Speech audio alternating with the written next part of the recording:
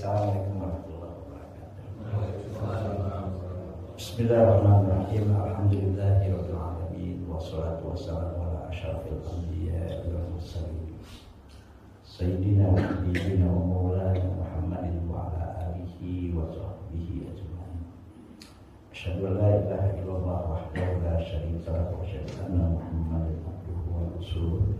Sadaqallahu ta'ala fi kitabihil karim wa huwa asdaqul qailin. A'udzu billahi minasyaitonir rajim. Bismillahirrahmanirrahim.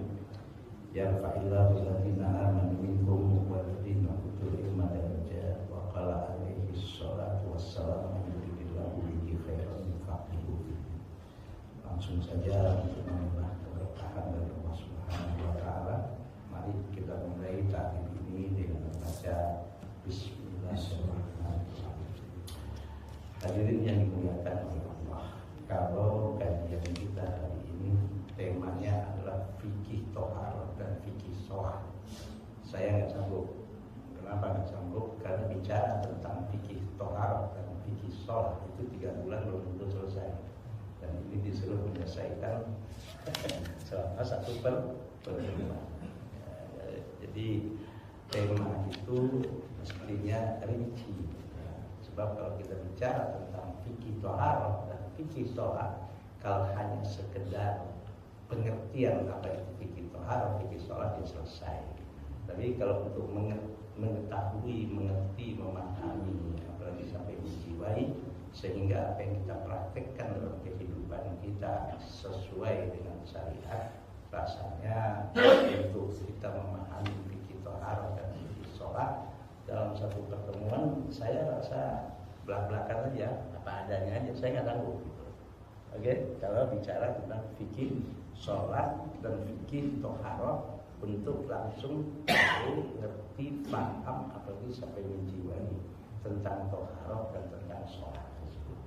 Saya rasa kalau kita konsisten mulai hari ini kita belajar fikih, ya sudah, kita fokuskan saja dalam pertemuan ahad kedua itu, yaitu membahas tentang ilmu fikih dengan dalil-dalilnya nanti, sehingga kita memahami fikih itu bukan hanya katanya, tapi betul-betul ada dasarnya, ada sumbernya, dan insya Allah kita betul-betul bisa tahu, bisa ngerti, bisa paham, bahkan bisa menjiwai, sehingga mengenal betul kita apa itu taharah, apa itu sholat, apa itu puasa, apa itu zakat, dan sebagainya.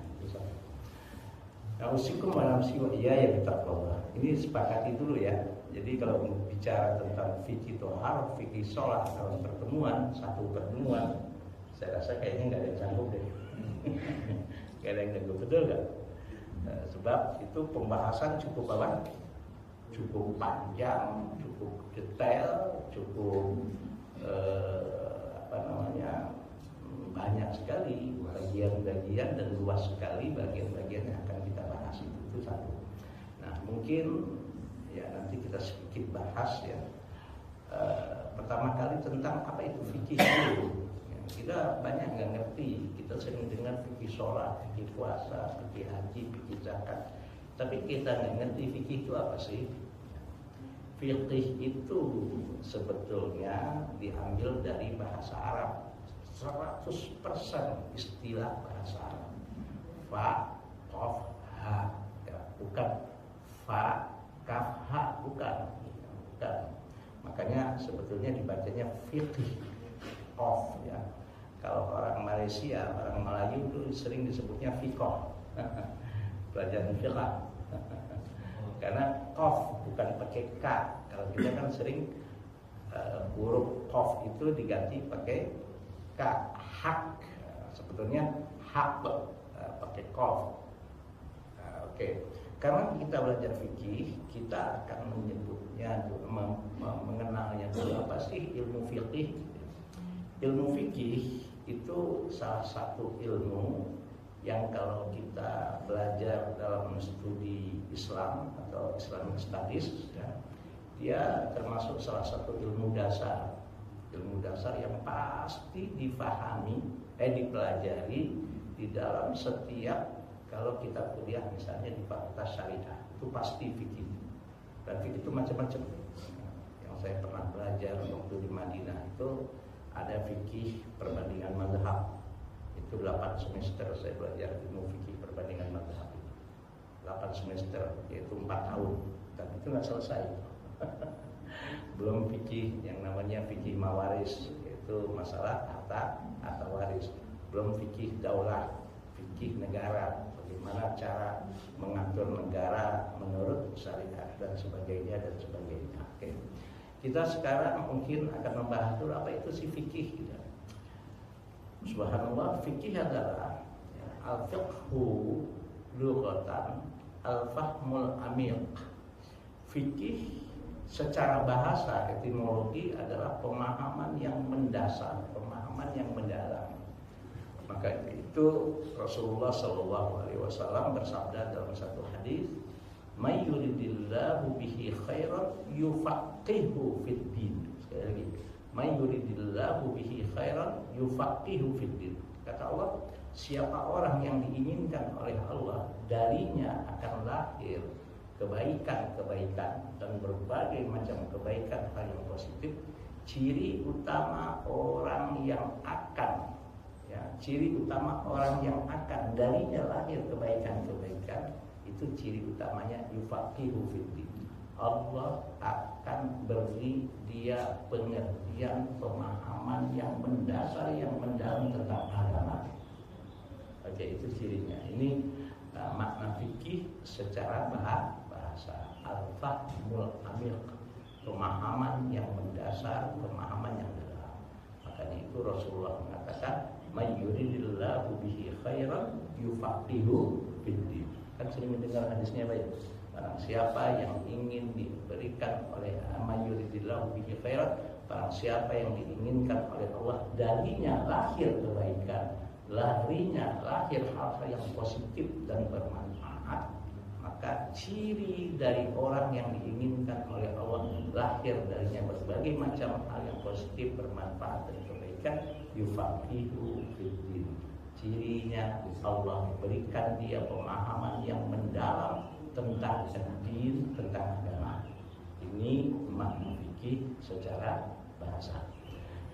Nah, makna fikih secara terminologi atau secara keilmuan, karena fikih itu adalah suatu ilmu. Sekali lagi, makna fikih, arti fikih secara keilmuan, secara ilmiah, karena fikih itu adalah bagian dari satu ilmu, maka fikih itu adalah, kata ulama, al-fiqhu huwa al-ilmu bil ahkam syar'iyyati, al-amaliyati al-mustanbatati min adillatiha at-tafsiliyati allati tariquha al-ijtihad. Ini definisi fikih. Fikih adalah al-ilmu, ilmu yang mengkhususkan di bidang apa? Bil ahkam syar'iyyah, yang membahas tentang hukum syar'i. Hukum syar'i. Tapi enggak semua hukum syar'i. Tapi hukum syar'i tentang apa? Al-amaliyah, tentang hal yang dipraktekkan dalam kehidupan seorang muslim atau muslimah. 24 jam dari dia bangun tidur sampai tidur kembali, bahkan sampai dia mati, bahkan dimanapun dia berada, apapun yang ia lakukan itu ada etikanya, ada aturannya, dan ada fikihnya. Oke, al-ilmu bil ahkam syar'iyyati al-amaliyati. Fikih adalah ilmu yang membahas tentang hukum-hukum syar'i. Hukum-hukum syar'i itu apa sih? Hukum syar'i definisinya adalah ma huwal hukmu syar'i. Hukum syar'i adalah khitabullah al-muta'alliq bi af'alil mukallafin bil iqtida' aw takhir aw al-wad'i. Ini definisi, Pak. Saya enggak tambahkan, enggak kurangkan. Ini langsung fokus saja. Hukum syar'i adalah khitabullah, sesuatu yang berlandaskan wahyu dari Allah. Jadi hukum syar'i itu tidak lepas dari wahyu Allah. baik wahyu itu disimpulkan secara tekstual langsung atau wahyu itu dipahami secara tersirat. Makanya itu nanti kita akan bicara Al-Quran hadis itu sumber hukum, bukan kitab hukum.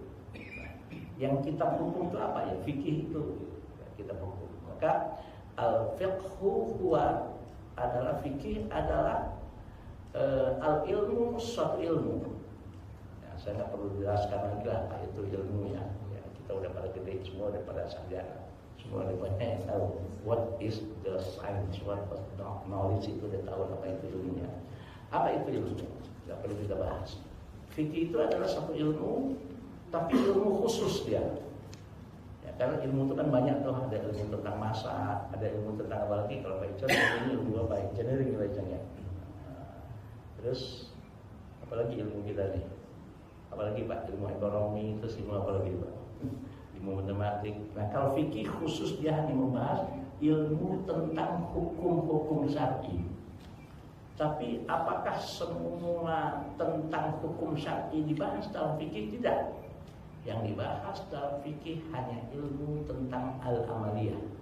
Apa itu al-amaliyah? Kalau ulama mendefinisikan ma huwa mal murad bi kalimati al-amaliyah fi ta'rif al-fiqh. Apa sih yang dimaksud dengan kata al-amaliyah dalam definisi fikih? Ulama mengatakan al-murad bi kalimati al-amaliyah fi ta'rif al-fiqh wa ma yahtaju ilaihi an-nasu fi hayatihim. Ya, segala apapun yang dibutuhkan oleh manusia dalam kehidupannya sehari-hari 24 jam, dari dia bangun tidur sampai tidur kembali, bahkan sampai dia mati. Bahkan sudah mati pun ada etika dan ada aturan bagaimana jenazah si mayit itu harus diperlakukan. Bahkan sudah dimasukkan ke liang lahat pun masih ada etika dan aturan fikih yang insya Allah masih bisa dilakukan yang bermanfaat untuk si mayit itu. Itulah yang disebut dengan fikih. Nah, itu ilmu yang membahas tentang hukum-hukum syar'i yang bersifat praktikal dalam kehidupan manusia 24 jam. Dari bangun tidur sampai tidur kembali, bahkan sampai dia mati, dimanapun dia berada dan apapun yang dia lakukan, itu nggak boleh lepas dari aturan hukum syar'i. Maka itu, maaf, ini perlu saya sampaikan. Ada seseorang sedang tinggal di negara sekuler atau bahkan di negara komunis. Ya, dia sedang tinggal, seorang muslim, seorang mukmin tinggal di negara sekuler atau di negara bahkan komunis.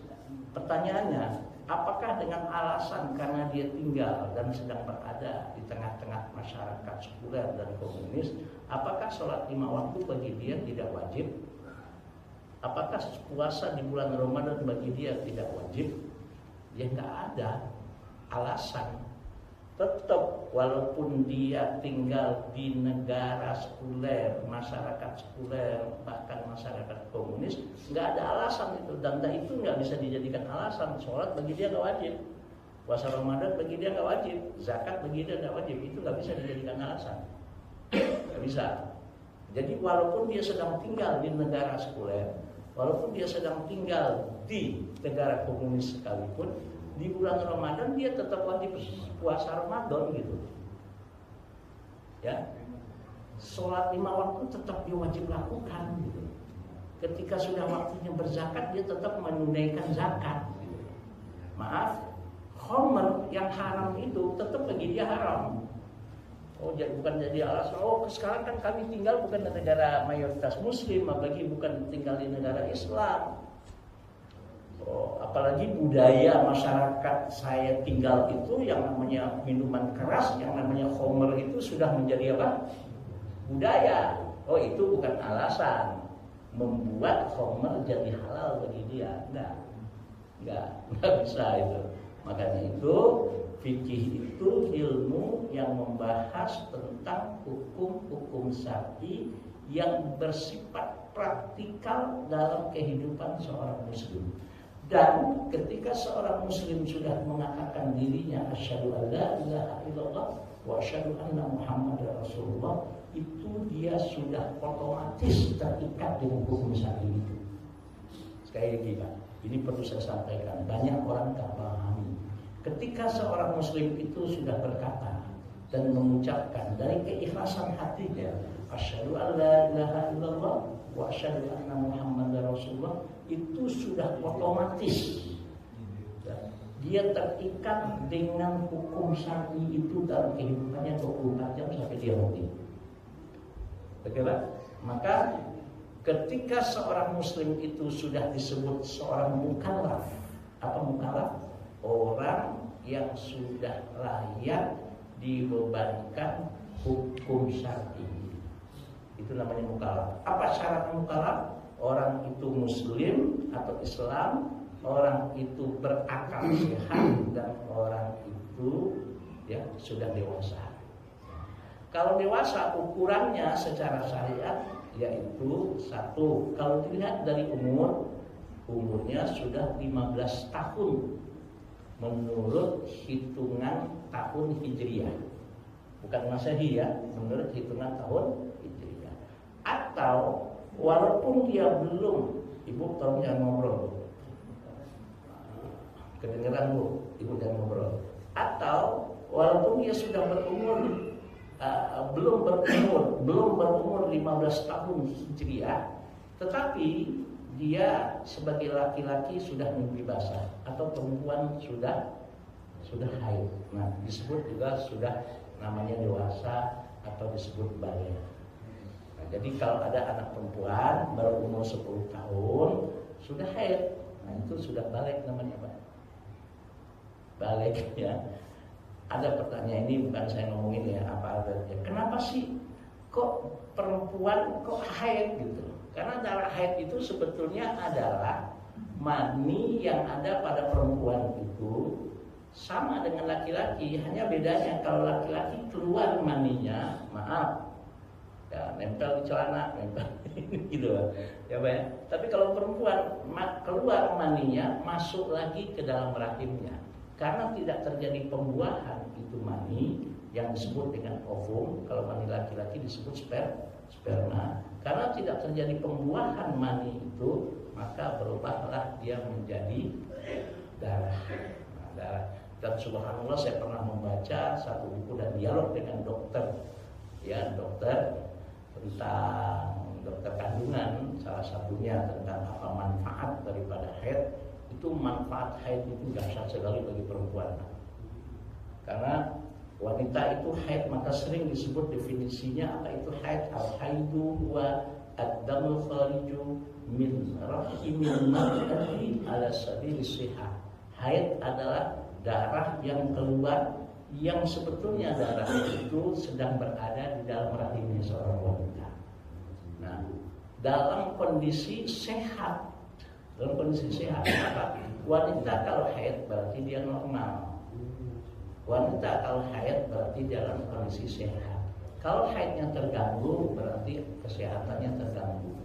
Nah, wanita itu dia juga mengalami ketika sudah balik apa yang disebut dengan kedewasaan. Nah, maka juga terangsang hawa nafsu syahwatnya juga keluar, tapi keluarnya nggak kayak laki-laki. Kalau laki-laki keluar ya sudah keluar, tapi kalau perempuan keluar dia masuk lagi ke dalam rahimnya, terjadilah karena tidak terjadi apa yang disebut dengan pembuahan, menjadilah darah haid.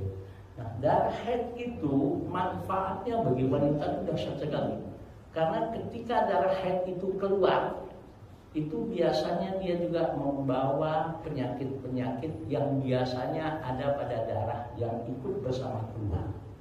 Ya, saya pernah dialog dengan dokter tentang sumber penyakit pada diri manusia. Sumber, yang mudah-mudahan tidak salah informasinya. Sumber penyakit pada manusia itu ada dua sebetulnya secara fisik ya. Kita bukan bicara secara psikologis. Kalau psikologis lain ini. Secara fisik itu cuma ada dua, terganggu sarafnya dan darahnya bermasalah. Itu aja sebetulnya. Ketika saraf itu terganggu atau bermasalah dalam tubuh manusia, saraf itu banyak Pak jumlahnya Pak. Dari ujung kaki ke ujung rambut itu banyak sekali. Bahkan ada yang mengatakan sekian jumlahnya yang tidak terhitung. Terganggu sarafnya atau darahnya bermasalah. Nah, darahnya bermasalah. Itu akan lahirlah, timbullah penyakit-penyakit pada tubuh seseorang itu. Nah, haid itu sebetulnya adalah, ya kalau dalam bahasa ininya tuh cuci gudang. Cuci gudang. Penyakit-penyakit yang negatif-negatif pada darah manusia yang bernama wanita tadi, insya Allah juga ikut keluar bersama darah haidnya. Maka wanita itu, saya bukan wanita tapi insya Allah nggak salah apa yang pernah saya tanya langsung kepada wanita yang saya baca buku-buku tentang haid. Maka wanita itu setelah selesai haidnya itu dia fresh lagi Pak, segar lagi dan kuat lagi tenaganya, bahkan semangatnya ya Bu ya. Betul nggak Bu? Halo Ibu, pendiam Bu. Halo. Tidur. Betul. Karena sudah terkuras hal-hal yang negatif di dalam tubuhnya yang disebut dengan salah satu faktor yang menimbulkan penyakit, yaitu darah. Makanya Bapak Ibu, maaf nih ya, bukan memojokkan laki-laki, perempuan itu usianya untuk hidup jauh lebih panjang dari laki-laki. Sama halnya laki-laki, harapan hidupnya jauh lebih pendek daripada perempuan. Makanya yang banyak itu janda, bukan duda. Ya Pak Joko, yang banyak apa? Janda, bukan duda. Ada yang bilang Pak Joko bilang, oh karena dudanya habis meninggal istrinya nikah lagi, bukan itu Pak. Enggak semua duda kok habis apa? Nah, istrinya meninggal langsung nikah lagi, enggak semua Pak Joko kan? Enggak kan? Ada yang sampai meninggal juga dia tahan dan kuat untuk bertahannya Pak ya. Tapi biasanya yang lebih kuat bertahan perempuan daripada laki-laki. Biasanya seperti itu. Jadi coba Bapak lihat dari keluarga kita, dari keluarga istri kita, dari teman-teman kita, dari tetangga kita. Coba lihat. Banyakkan kita sendiri pun mengalami seperti itu. Yang banyak meninggal duluan itu bapak kita daripada ibu kita. Betul nggak Pak? Yang banyak meninggal duluan dari keluarga kita, bapak kita, bukan ibu. Kenapa? Ya karena perempuan itu usia hidupnya usia hidupnya lebih panjang dari laki-laki. Kenapa? Karena perempuan setiap tahun, setiap bulan mengalami haid, yang mana dengan keluarnya darah haid, penyakit-penyakit yang ada pada darah itu insya Allah juga ikut keluar dengan darah haid tersebut. Wallahu a'lam bishawab. Nah, kembali kepada fikih. Fikih adalah al-ilmu bil ahkam syar'iyyah. Ilmu yang membahas tentang hukum-hukum syar'i. Nah, hukum-hukum syar'i al-amaliyah yang dipraktekkan dalam kehidupan muslim dari dia bangun tidur sampai tidur kembali, bahkan dia sampai mati.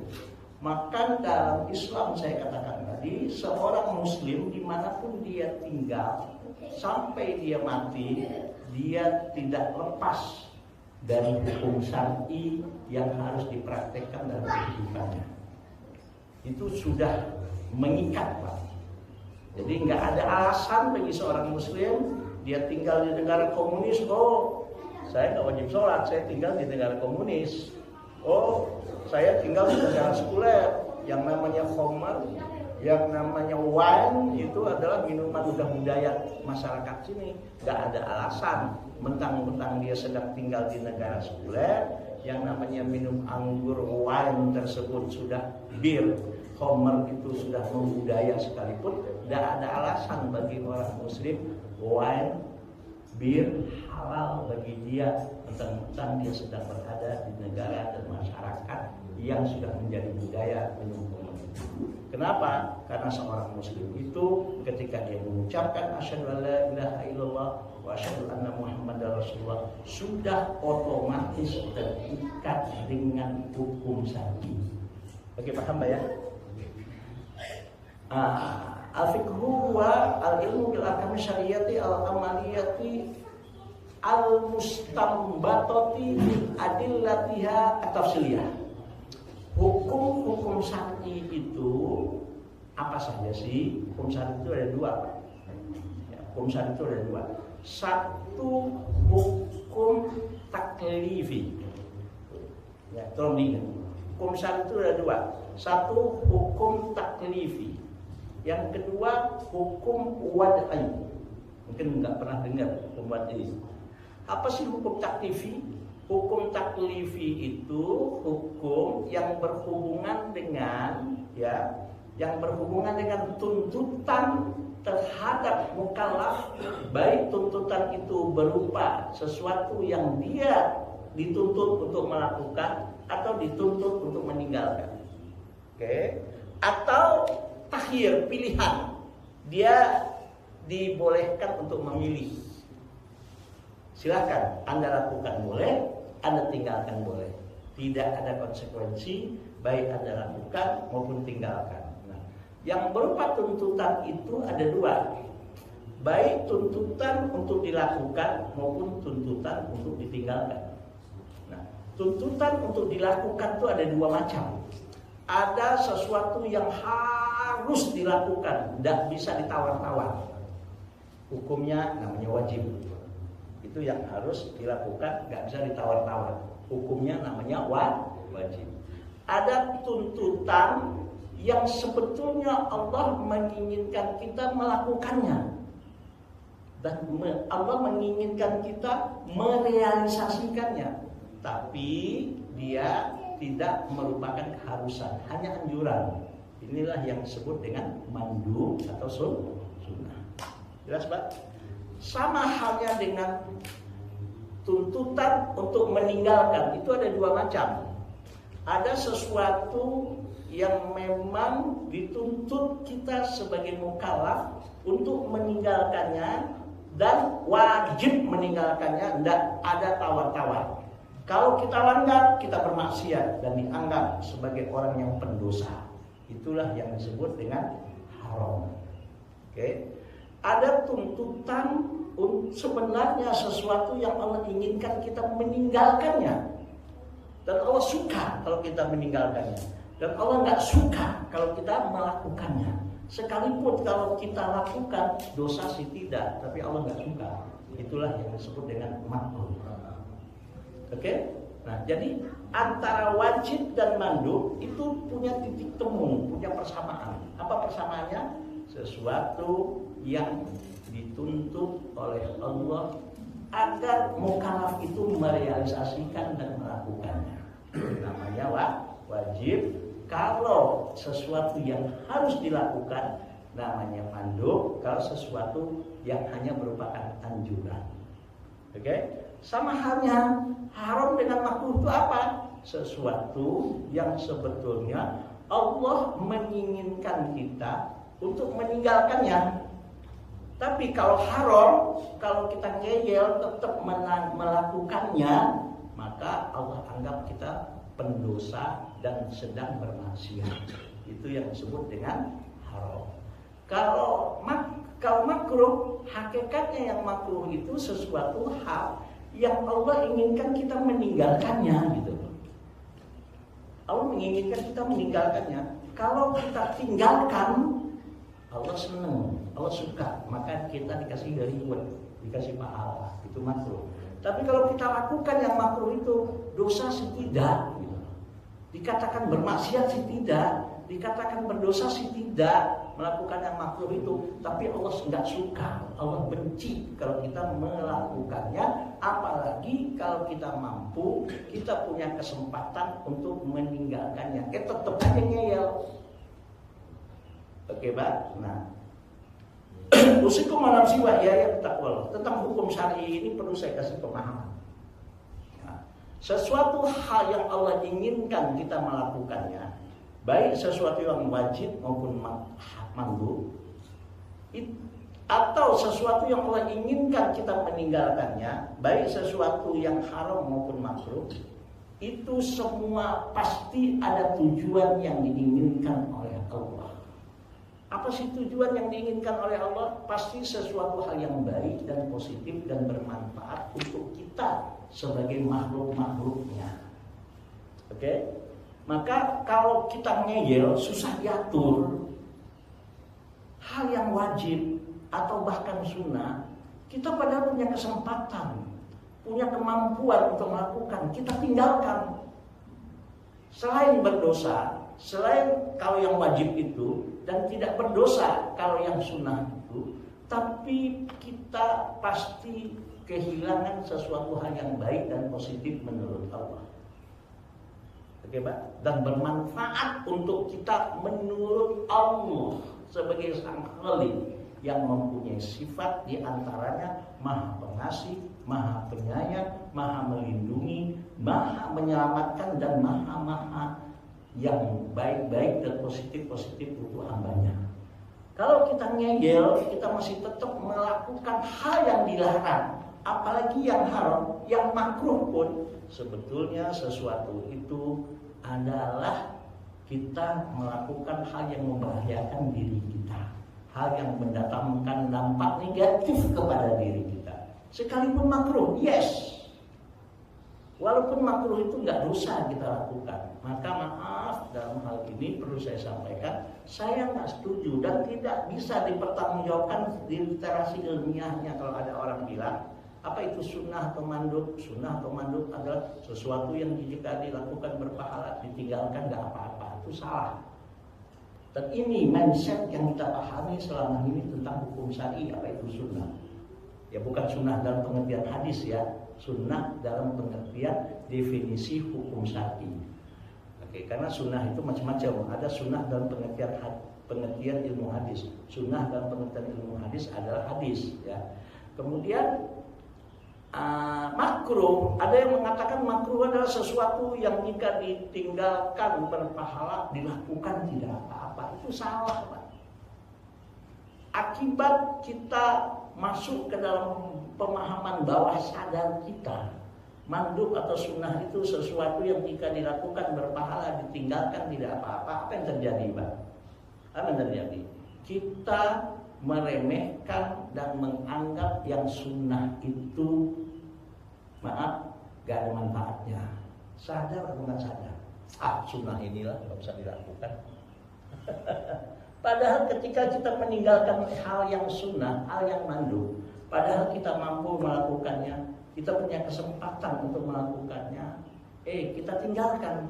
Kita punya kesempatan, kita punya kemampuan, kita tinggalkan yang sunnahnya. Itu karena mindset kita sudah mengatakan sunnah adalah sesuatu yang jika dilakukan berpahala, ditinggalkan tidak apa-apa. Akhirnya menganggap enteng sesuatu yang sunnah itu. Padahal sesuatu yang sunnah itu, apalagi wajib, sesuatu hal yang pasti positif menurut Allah untuk kita. Sesuatu hal yang di dalamnya ada keberkahan dari Allah untuk kita. Jadi ketika kita meninggalkan yang sunnah, apalagi yang wajib, di situ kita kehilangan momentum hal yang baik dan positif yang diberkahi oleh Allah. Sama halnya banyak kita memahami makruh adalah sesuatu yang jika dilakukan, ditinggalkan berpahala, dilakukan tidak apa-apa. Ini kacau ini, Pak. Karena itu banyak orang mengatakan makruh ini gak dosa. Akhirnya hukum Allah itu jadi permainan gitu loh. Ya kan? Padahal yang makruh itu kalau kita tetap bandel melakukannya, sekalipun nggak dosa kita lakukan, tetap kita lakukan. Padahal kita punya kemampuan untuk meninggalkannya dan punya kesempatan untuk meninggalkan, tapi masih tetap kita lakukan. Apa yang terjadi pada diri kita, Pak? Kita kehilangan momentum untuk mendapatkan sesuatu hal yang positif dari Allah. Akhirnya apa yang kita lakukan? Kita melakukan sesuatu hal yang negatif menurut Allah untuk kita. Dan kita kehilangan kesempatan untuk mendapatkan keberkahan dari Allah Subhanahu wa Ta'ala dalam hidup kita. Kalau kita masih tetap ngeyel melakukan yang makruh itu, apalagi yang haram. Maaf, sekalipun yang makruh itu kalaupun dilakukan tidak merupakan dosa dan bukan merupakan satu maksiat. Oke, Pak ya? Nah, ini akibat kita banyak memahami hukum ini secara tidak pas. Akhirnya terjadilah tadi itu cuma sunnah ini. Padahal dia punya kesempatan, kemampuan untuk melakukan. Akhirnya dia dengan begitu entengnya apa makruh kan ya, nggak haram gitu ya. Akhirnya dia dengan begitu mudah, padahal sesuatu yang makruh itu juga hal yang sebetulnya negatif menurut Allah untuk kita.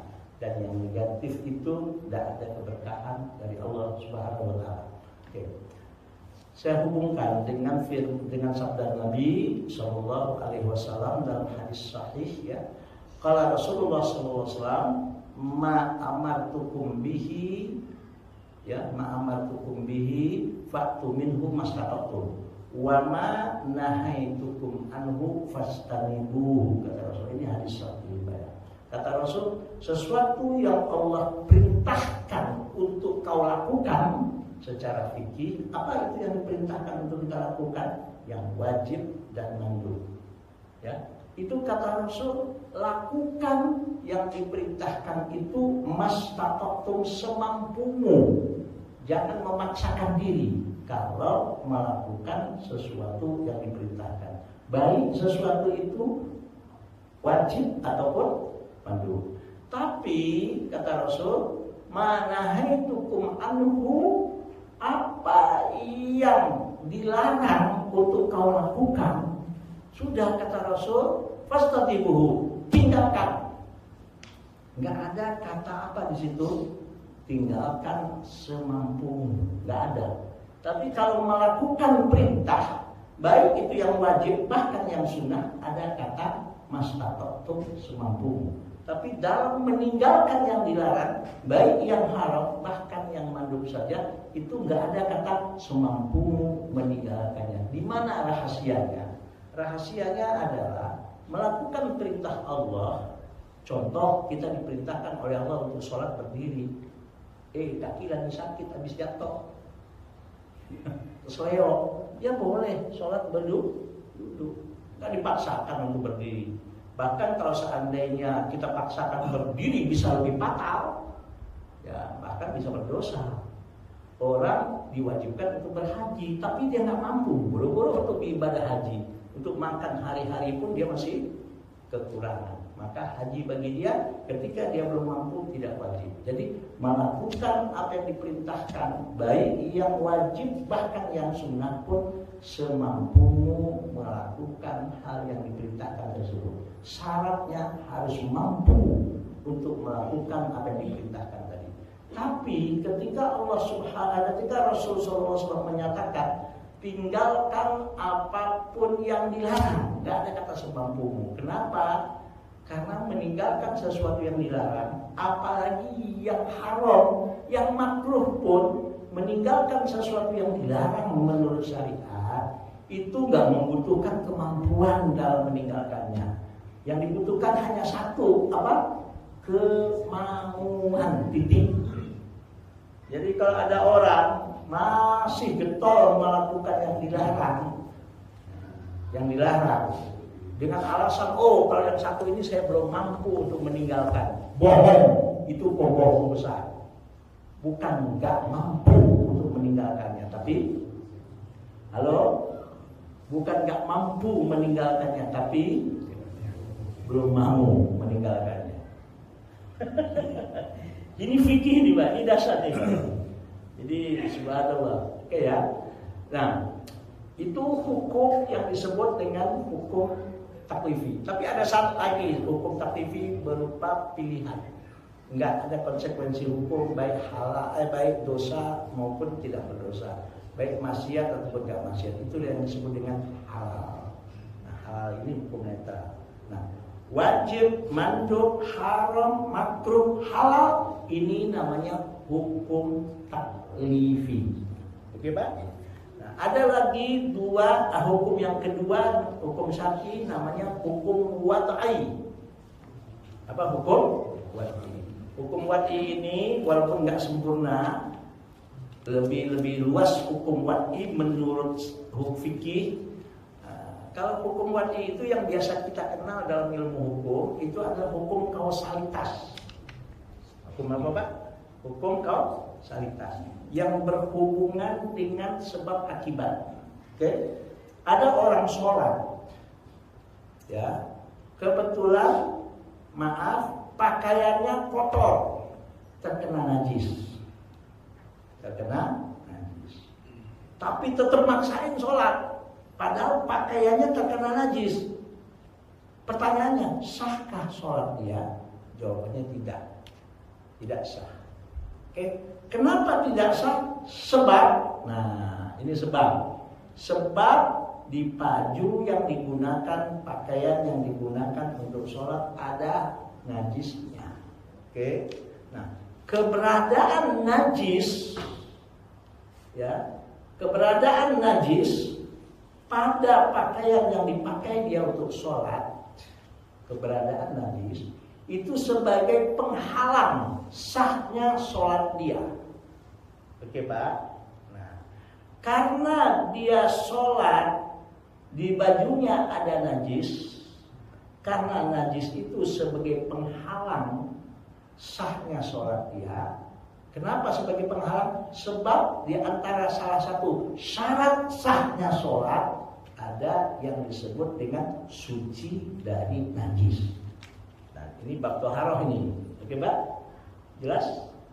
Ada orang sholat belum masuk waktu. Belum masuk waktu. Zuhur waktunya jam 11 lewat 50 menit. 11.50 menit. Dia mau naik pesawat, take off to pesawat jam 11 lewat 55 menit. Oh. Wah, Allah Maha tahu, Allah Maha pengampun, kan udah sebagai macam-macam alasannya. Baru jam 12 lewat 30 menit dia sholat zuhur dengan alasan kalau kita tunggu waktu sholat kita ditinggal sama pesawat gitu. Dah, sholat aja sebelum waktu zuhur. Dengan alasan tadi, Allah Maha apa, Pak? Allah Maha tahu. Allah Maha apa lagi, Pak ya? Maha pengampun. Allah Maha segala-galanya. Dipaksakan sholat zuhur setengah 12. Sahkah sholatnya? Nggak sah. Nggak sah. Kenapa nggak sah? Sebab sholatnya belum masuk waktu, gitu. Nah, sebelum masuk waktu itulah yang menjadi penghalang. Kalau dalam bahasa fikihnya disebut al-mani', penghalang sahnya sholat tersebut. Oke? Karena apa nggak sah sholatnya? Sebab dia sholat sebelum masuk waktu. Karena ya masuk waktu sebagai salah satu syarat sahnya sholat seseorang. Jadi ada 3 faktor. Ada yang disebut dengan sebab, ada yang disebut dengan syarat, ada yang disebut dengan penghalang. Nah, sebab, syarat, penghalang inilah yang disebut dengan hukum wad'i atau hukum kausalitas. Dan sebab, syarat dan penghalang inilah yang mengakibatkan sah atau tidaknya ibadah seseorang. Oke, Pak? Itu hukum syar'i. Jadi makanya itu hukum syar'i yang berbentuk dengan hukum wad'i ini berhubungan dengan sah dan tidaknya ibadah seseorang, berhubungan dengan rusak atau tidaknya apa yang dilakukan seseorang menurut ukuran syar'i. Oke, Pak ya? Paham? Oke. Nah, hukum syar'i ini ya, ilmu bil ahkam syar'iyyati al-amaliyati al-mustambatati. Kesimpulan hukum-hukum syar'i ini disimpulkan dari mana? Disimpulkan dari al-mustambatati min adillatiha tafsiliyati. Disimpulkan dari dalil-dalil syar'i yang bersifat terperinci, bukan global. Bukan global, terperinci. Makanya sekarang ini maaf, Pak, ya kalau bagi orang awam yang semangat agamanya tinggi, itu banyak terperangkap. Perangkap apa? Masuk kepada kelompok yang merasa benar sendiri, gitu loh, Pak. Kalau bagi orang yang berilmu, insya Allah enggak gampang. Kan banyak tuh sekarang kelompok-kelompok pengajian, mana ayatnya, mana hadisnya, gak ada ayatnya, gak ada hadisnya, bid'ah. Dan setiap bid'ah dolalah, dan setiap dolalah di neraka. Astagfirullahaladzim. Yang anehnya orang yang Islam dibilang kafir, padahal kita punya misi untuk apa Pak? Mengislamkan orang. Halo, kita punya misi untuk apa Pak? Mengislamkan orang kafir. Ini enggak, orang udah Islam di kafirkan, kan kacau dong Pak. Dikit-dikit kafir, dikit-dikit masuk neraka. Emang neraka tuh enak? Di surga kalau rame-rame kan enak tuh Pak. Ya Pak lihat ya, di surga kalau rame-rame enak gak? Tukang ojek yang biasa nganterin kita masuk surga. Ketemu lagi ya ini Bapak yang sering nganterin saya ngojek ya? Iya. Di surga tentunya ketemu tukang sayur, kan enak peconnya. Ya Allah, di surga ketemu lagi apa Pak? Tukang yang ngerjain rumah kita. Loh, Bapak dulu waktu di rumah yang ngerjain rumah saya ya? Jadi tukang, iya. Kan enak tuh guyup, ya Pak ya? Halo. Enak gak Pak? Bapak yang dulu wali kota ya? Iya. Wali kotanya masuk surga, tukang sayurnya masuk surga. Gimana Pak Ratno? Siapa lagi Pak Ratno? Ketua DKM-nya masuk surga. Enak gak Pak? Apa lagi Pak? Tukang bakso? Emang Bapak ini tukang bakso ya? Itu di depan tuh ada bakso gede rasa ya Pak ya? Kebetulan seminggu lalu ada acara saya ketemu pemiliknya itu. Orang Bojong, orang ini ternyata orang Tanjung Alam. Gede rasa di mana-mana, di Sentul juga ada tuh bakso gede rasa. Jadi saya bilang kan enak tuh untuk yang bisnis bakso masuk surga. Kayaknya Bapak yang jualan kembang yang keliling ke rumah saya loh waktu dulu ya Pak ya. Yang jualin kembang Bapak. Saya waktu itu butuh cabai, Bapak yang bawain. Iya, alhamdulillah ya Pak ya, kita masuk surga semua. Enak gak Pak? Enak gak Pak? Masuk surga rame. Ini yang masuk surga cuma maunya kelompoknya doang. Kelompok lain? Halo, ada gak kelompok kayak gini sekarang Pak? Gak fair aja, ada gak kelompok kayak gini sekarang? Yuk pahami agama itu secara utuh. Makanya itu fikih itu adalah al-mustanbatati min adillatiha at-tafsiliyah. Hukum-hukum syar'i itu halal haram, sah atau tidak, benar atau tidak, itu dia disimpulkan dari dalil-dalil syar'i yang bersifat terperinci, bukan bersifat global. Maka ulama-ulama fikih semua bermufakat, berkonsensus, Al-Quran hadis itu sumber hukum, bukan kitab hukum. Oke? Al-Quran, sunnah, ijma, qiyas itu sumber hukum, bukan kitab hukum. Bahkan Al-Quran, sunnah, ijma, qiyas bukan hanya sekedar sumber hukum, tetapi dia sumber hukum yang disepakati oleh para ulama fikih Ahlussunnah wal Jamaah. Pasti keempat mazhab ini menggunakan sumber hukum yang empat ini. Walaupun ada sumber hukum yang tidak disepakati, sekalipun sebetulnya digunakan, hanya perbedaan istilah. Ada banyak, diantaranya 8 yang dikenal atau 7 yang dikenal. Ada al-istisad, ada al-masolih mursalah, ada al-urfu, ada al-istishab, ada syar'u man qablana, ada namanya mazhab sahabi, ada sadu zari'ah. Apa sih yang disebut dengan al-masolihul mursalah? Al-masolihul mursalah adalah sumber hukum yang berdasarkan hal yang baik dan positif menurut syariat, dan baik dan positifnya itu bersifat menyeluruh, dan nyata. Nyata. Terus terang saja, maaf, kalau kita baca Al-Quran dan hadis, secara membaca Al-Quran dan hadis, secara tekstual, kita nggak akan pernah menemukan hukum syar'i langsung dalam Al-Quran, bahkan langsung dalam hadis.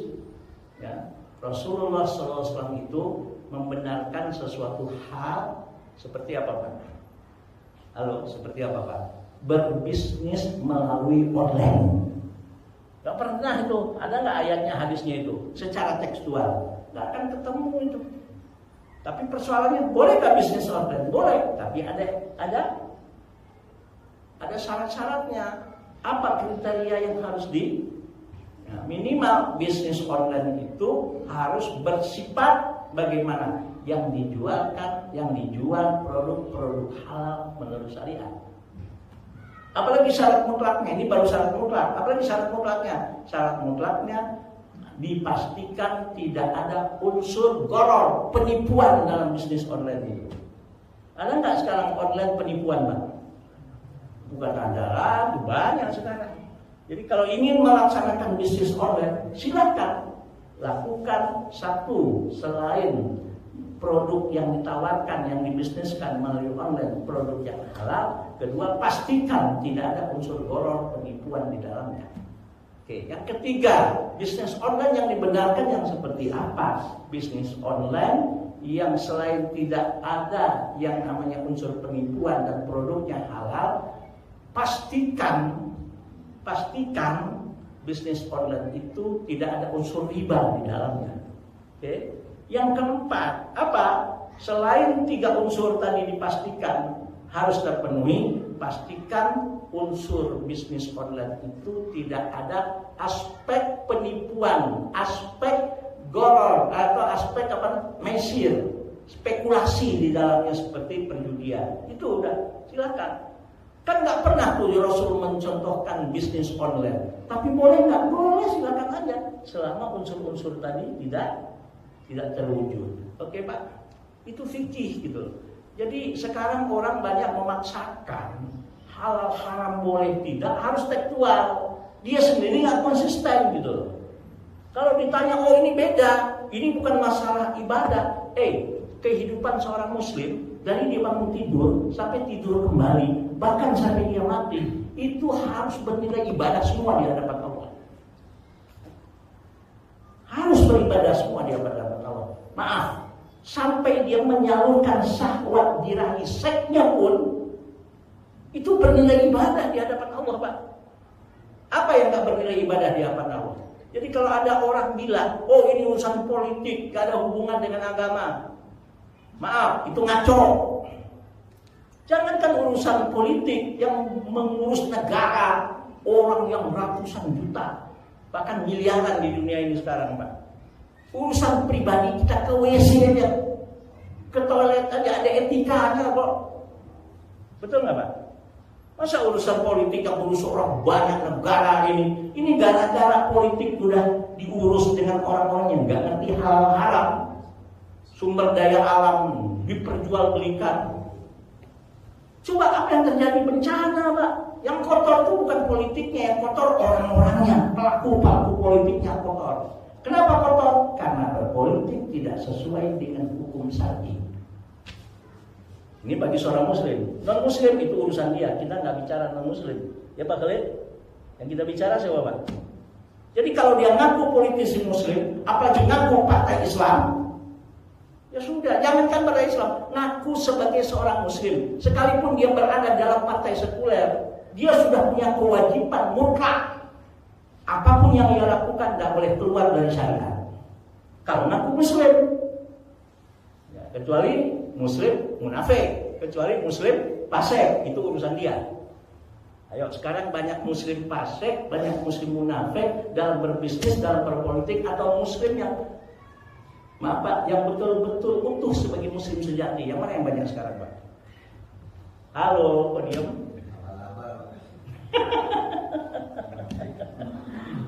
Enggak, ini katanya mau belajar fikih, saya apa adanya lu ngomong gini Pak. Ini dulu yang dipahami ya Pak Faryad, setuju nggak Pak?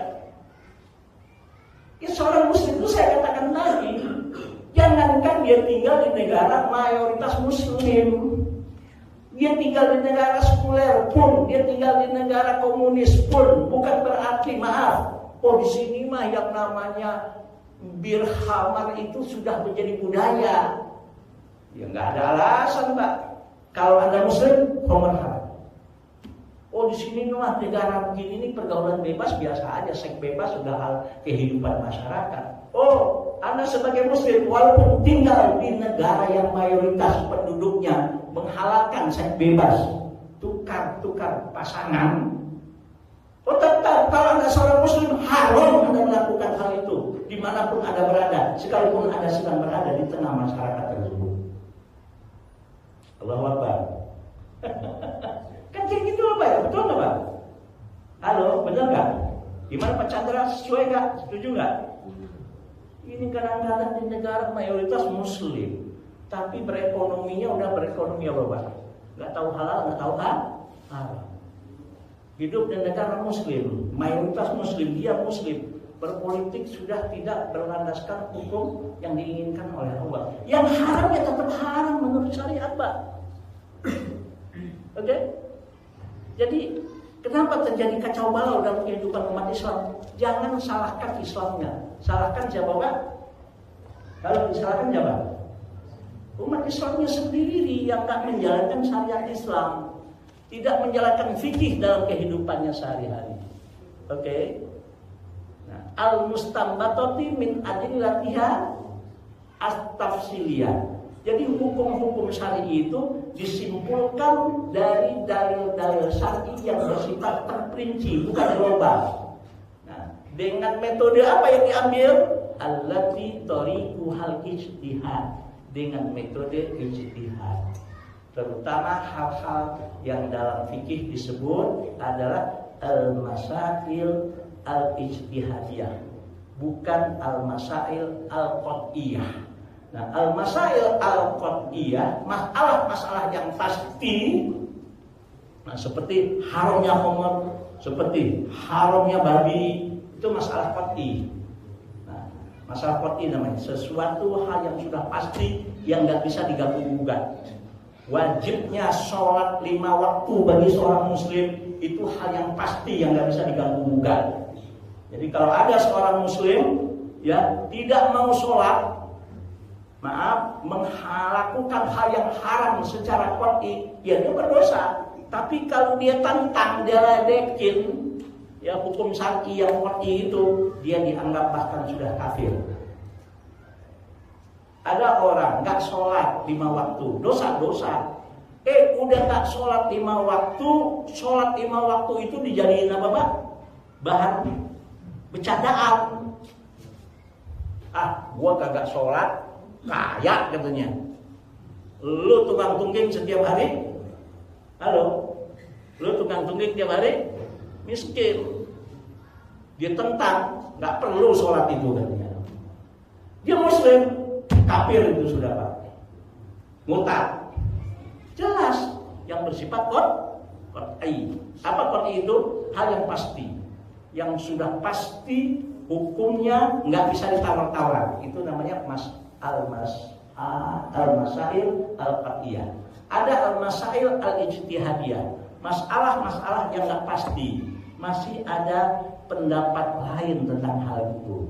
Nah, inilah konsentrasinya fikih dalam masalah yang bersifat qat'i, bukan, tapi yang masalah ijtihadiyah. Oke, ada pertanyaan, monggo dulu Pak. Ayo Pak Ketua DKM, Pak Haji Ratno, silahkan, monggo.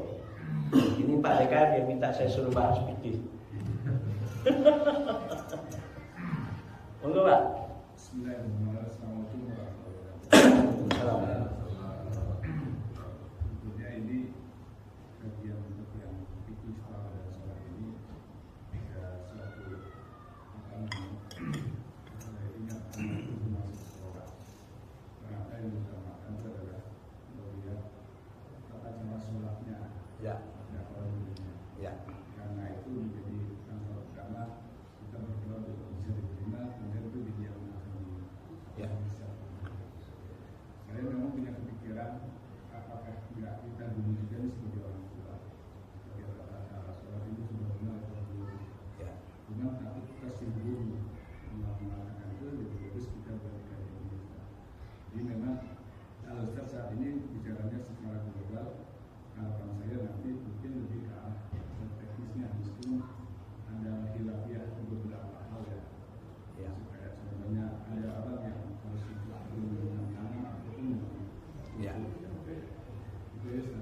Oke.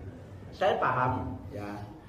Tapi sekali lagi belajar fikih, apalagi kita bahas dalam satu pertemuan fikih toharoh, fikih sholat. Saya angkat tangan, Mbak. Karena bicara fikih toharoh aja satu aja aspek tentang fikih toharoh. Toharoh itu ada macam-macam. Ada toharoh minan najas, suci dari najis, ada suci dari hadas. Bicara tentang najis ada lagi macam-macamnya. Ada najis namanya khafafah, ada najis mutawasitoh, ada najis namanya najis mughalladzah. Oke, bicara nanti tentang apalagi namanya bersuci, ya kan? Bersuci itu ada yang disebut dengan bersuci dari hadas. Nah, bersuci dari hadas itu caranya juga macam-macam. Ada bersuci dari hadas disebut hadas besar, yaitu mandi. Ada bersuci dari hadas kecil yang namanya wudu. Ada bersuci dari hadas kecil dan hadas besar bahkan bisa dilakukan dengan cara itu, yaitu tayamum. Apa bisa bertayamum mensucikan hadas besar? Bisa. Orang sedang hadas besar, sedang junub, tapi dia tidak boleh terkena air, sakit. Oke? Bagaimana cara bersucinya? Ya tayamum, tapi niatnya beda. Tayamumnya niatnya bukan menghilangkan hadas kecil, tapi bertayamum niatnya menghilangkan hadas besar. Oke kan Pak ya? Jadi kalau bicara tentang, ya memang kita akan bahas secara detail, tapi kan saya harus berikan dulu, ini maaf, kita belajar fikih. Fikih itu apa sih gitu loh. Kalau belum ngerti fikih itu akhirnya nggak pernah selesai kan ya Pak ya? Wajar nggak Pak? Oke, paham nggak maksud saya? Oke, kita nanti konsentrasi belajar fikih. Untuk pertama nanti kita pakai toharoh dan fikih sholat. Kita bahas secara rinci. Mana dalilnya? Ya tetap, ya kita cenderung kepada, ya maaf, ada yang bilang kok mazhab Syafi'i di Saudi Arabia saja, bayang saya 4 tahun di Saudi Arabia, ya sekalipun fikih yang diajarkan di Universitas Madinah itu di Fakultas Syariah dan fakultas-fakultas lain, sekalipun itu di Madinah, di Saudi Arabia, ya, fikih yang mereka ajarkan, walaupun fikihnya fikih perbandingan, komparatif, tetap mayoritas dosen itu mengajarkan kepada mahasiswa untuk mentarjih itu mengunggulkan pendapat mazhab yang berlaku di negara Saudi. Macam-macam cara di ini kan Mbak, ya kan Mbak? Dijadikan landasan untuk mengunggulkan pendapat mazhab Hambali. Kenapa? Karena Saudi itu adalah negara Ahlus Sunnah wal Jamaah. Secara fikih dalam konstitusi negara mereka hitam putih, mereka katakan kami Saudi Arabia negara Ahlus Sunnah wal Jamaah dan menjalankan ibadah dengan tata cara fikih mazhab Hambali. Maka sekalipun kita belajar fikih perbandingan di Saudi itu, bahkan di kampus sekalipun, tetap dosen itu menggiring kita untuk mengunggulkan mazhab Hambali untuk diamalkan dalam kehidupan mereka. Oke Pak ya? Jadi jangan kenapa kok harus belajar fikih Syafi'i? Ya Indonesia mayoritas mazhab Syafi'i. Kan dalam kehidupan bermasyarakat itu salah satu sumber hukum apa yang disebut dengan saddu zari'ah. Apa itu saddu zari'ah? Tindakan preventif yang harus dilakukan sedini mungkin. Jangan sampai hal-hal yang bisa menyebabkan hal yang negatif. Salah satunya perpecahan, salah satunya tidak adanya silaturahim, salah satunya putusnya hubungan. Itu harus didahulukan Pak.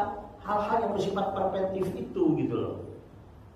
Kalau memang ini bisa kita menyebabkan kita, maaf, terjadinya putus hubungan silaturahim, ya kita harus antisipasi.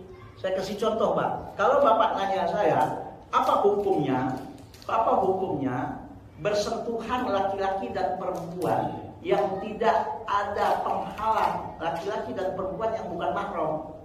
Itu kan terjadi. Nah ini bab apa ini? Ya terjadi apa? Terjadi kan perbedaan pendapat ulama. Satu, mazhab Hanafi mengatakan tidak batal. Jika bersentuhan kulit laki-laki dan perempuan yang bukan mahram, nggak batal. Yang batal menurut Hanafi apa? Yang batal itu hanya persetubuhan. Kalau sudah persetubuhan baru batal. Menurut mazhab Hanafi. Tapi menurut mazhab Maliki dan Hambali, yang batal itu apabila bersentuhan langsung tanpa penghalang laki-laki dan perempuan yang kulitnya bersentuhan yang bukan mahram kalau ada unsur syahwat. Artinya apa? Bersentuhan plus syahwat baru batal.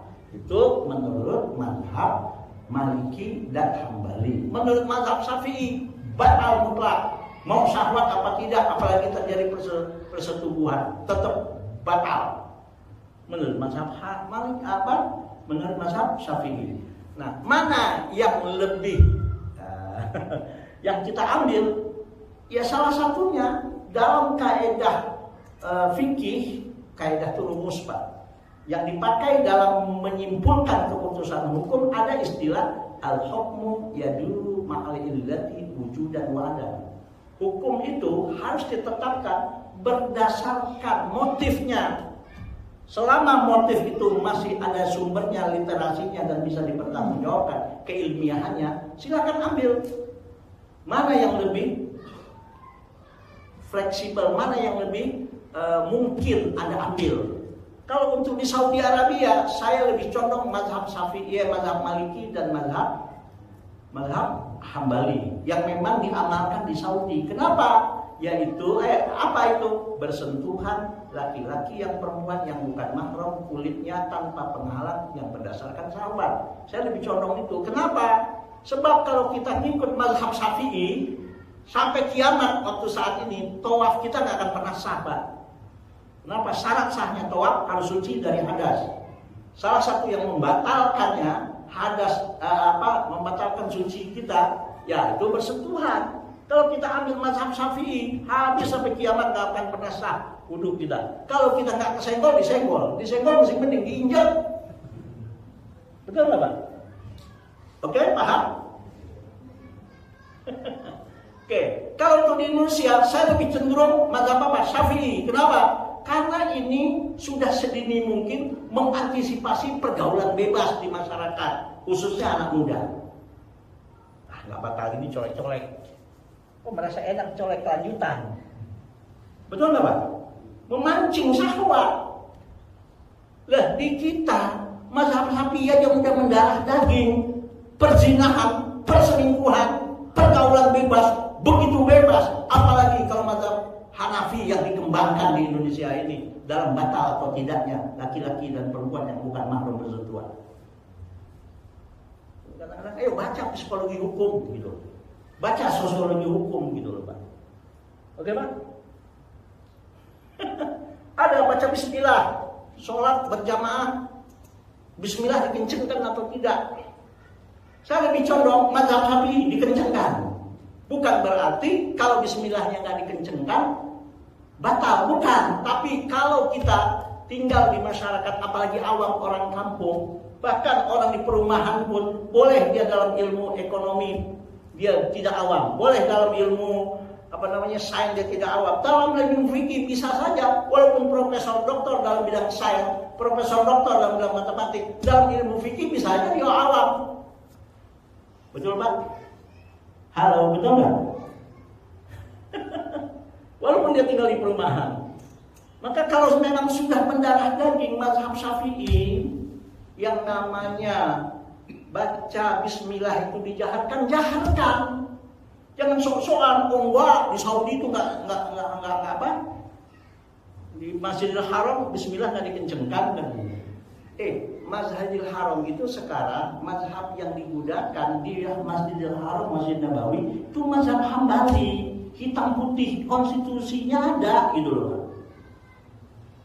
Maaf, yang ngomong ini orang yang pernah tinggal di sana gitu loh, bukan kaleng-kaleng.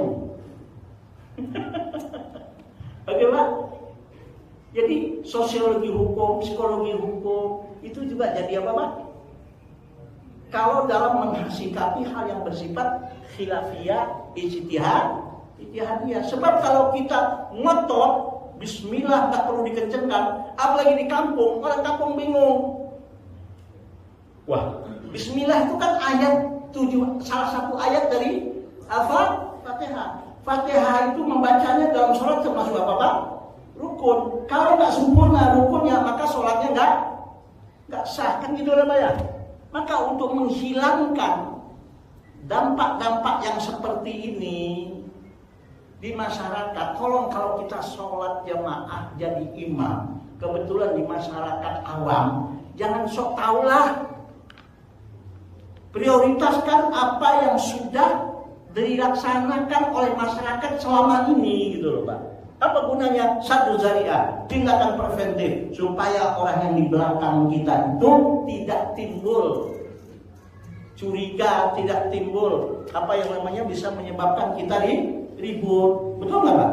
Karena mengambil mazhab Syafi'i pun nggak salah, ada pendapatnya. Bahkan itu yang dipraktekkan mayoritas Muslim yang di mana kita berada gitu loh Pak. Bukan berarti dia baca Bismillah tidak dikencangkan batal, enggak. Oke Pak, bisa nggak bersikap seperti ini nih? Kita di masyarakat dalam hal masalah khilafiyah harus begitu, karena persatuan umat itu wajib. Persatuan umat itu harus kita kedepankan. Bagaimana orang nggak ketawa melihat Islam, lihat umat Islam, itu aja ribut kan ya. Sholat Bismillah, nggak Bismillah ribut. Apalagi Pak yang ribut Pak? Ribut tahunan ada nggak Pak? Halo, ribut tahunan ada nggak? Halo, umat Islam ribut tahunannya ada nggak? Ada. Gimana orang nggak a priori sama orang Islam? Tuh orang Islam kerjanya berantem mulu. Tuh orang Islam kerjanya ribut mulu. Karena orang-orang yang tampil dalam bersikap secara syar'i ini nggak proporsional, nggak profesional, nggak proporsional. Ngotot, padahal pendapatnya pendapat khilafiyah, ijtihadiyah, yang bukan qot'i. Kalau qot'i itu mutlak. Ini anehnya, yang khilafiyah dijadikan qot'i, yang qot'i dia cuek. Betul nggak Pak? Oke, apalagi Pak Ratno? Jelas? Ayo silakan kalau ada pertanyaan. Kalau enggak kita tutup udah 6:30. Enggak terasa ya. Kita tutup ya. Maaf lahir batin. Mudah-mudahan nanti kita fokus kepada toharoh ya. Toharoh satu persatu, nanti baru kitab sholat. Mudah-mudahan terutama untuk menasihati diri saya pribadi, mudah-mudahan ibadah kita semua sesuai dengan yang diinginkan oleh Allah, sesuai dengan panduan yang semestinya, yang melandaskan Al-Quran dan Sunnah, tapi secara utuh, komprehensif, bukan parsial. Assalamualaikum warahmatullahi wabarakatuh.